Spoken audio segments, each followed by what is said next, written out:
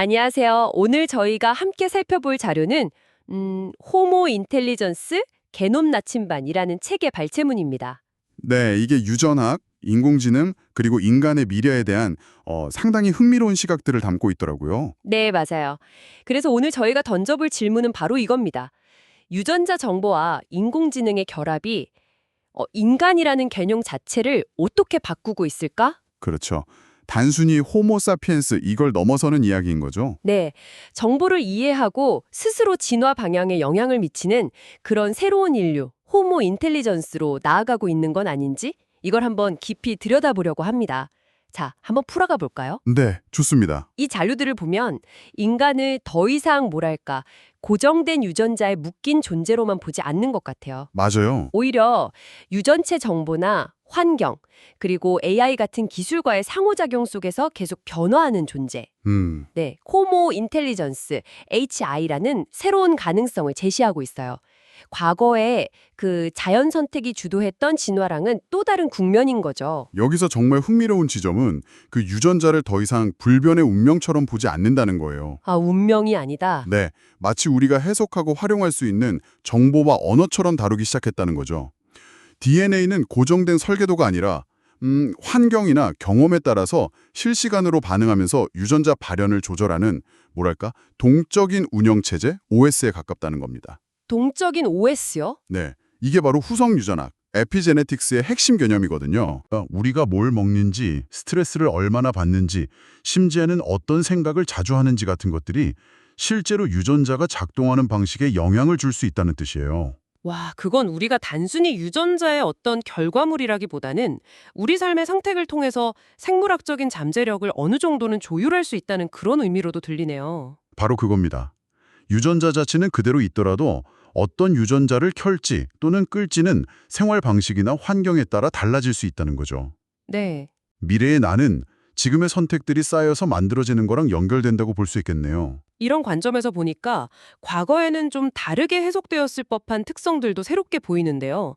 예를 들어서 ADHD 같은 경우요. 네. 이 자료에서는 이걸 단순한 결함이라기보다는 특정 환경, 그러니까 변화무쌍했던 수렵 채집 환경 같은 곳에서는 오히려 생존 전략이었을 수 있다는 시각을 제시해요. 그렇죠. 끊임없이 주변을 탐색하고 빠르게 반응하는 특성이 그 시대에는 오히려 유리했을 수 있다. 이런 재해석이 가능한 거죠. 현대사회의 잣대로만 볼 게 아니라는 거군요. 네. 그리고 또 인류 진화가 그렇게 단선적으로 쭉 이어진 게 아니라는 증거도 우리 유전체 안에 있잖아요. 아, 네안데르탈인 유전자 같은 거 말씀이시죠? 맞습니다. 현생 인류에게 네안데르탈인이나 데니소바인 유전자가 한 1%에서 6% 정도 남아있다는 사실이 밝혀졌죠. 네. 이건 인류가 순수한 단일종이 아니라 여러 고대 인류하고 혼합되고 융합하면서 진화해왔다는 걸 보여주는 거예요. 실제로 면역 반응이나 고지대 적응 능력 같은 특성에는 이 고대 유전자들이 영향을 미치기도 하고요. 다양성이 결국 생존과 진화의 핵심 동력이었다. 이렇게 볼 수 있겠네요. 그렇죠. 다양성이 중요했던 거죠. 과거 인류와의 유전적 융합뿐만 아니라 이제는 우리가 만든 기술과의 융합이 인간의 정의를 또 한 번 확장시키는 것 같아요. 특히 인공지능하고 디지털 트윈 기술이 참 눈에 띄는데요. 아, 네. 디지털 트윈. 개인의 유전체 정보나 생체 데이터, 생활 습관 데이터 같은 걸 다 통합해서 가상세계에다가 디지털 복제본을 만드는 기술이죠. 네. 이걸 활용하면 질병 발생 가능성을 미리 예측한다거나 특정 약물이 나한테 어떻게 반응할지 시뮬레이션 해보는 게 가능해지는 거예요. 그럼 생물학적인 나를 넘어서서 정보로 존재하는 또 다른 나, 디지털 미가 생겨나는 거네요. 네, 맞아요. 그런 개념까지 생각하게 만드는 거죠. 기술이 이렇게 발전하면서 동시에 좀 고민해야 할 지점들도 생겨나는 것 같아요. 예를 들면 크리스퍼 같은 유전자 편집 기술이 있잖아요. DNA를 아주 정교하게 시정할 수 있다는데. 네, 그렇죠. 또 점점 더 고도화되는 인공지능과의 공존 문제도 있고요. 맞아요. 기술의 발전은 늘 새로운 질문을 던지는 것 같아요. 헨리에타 렉스 사례처럼요. 아, 헬라세포? 네.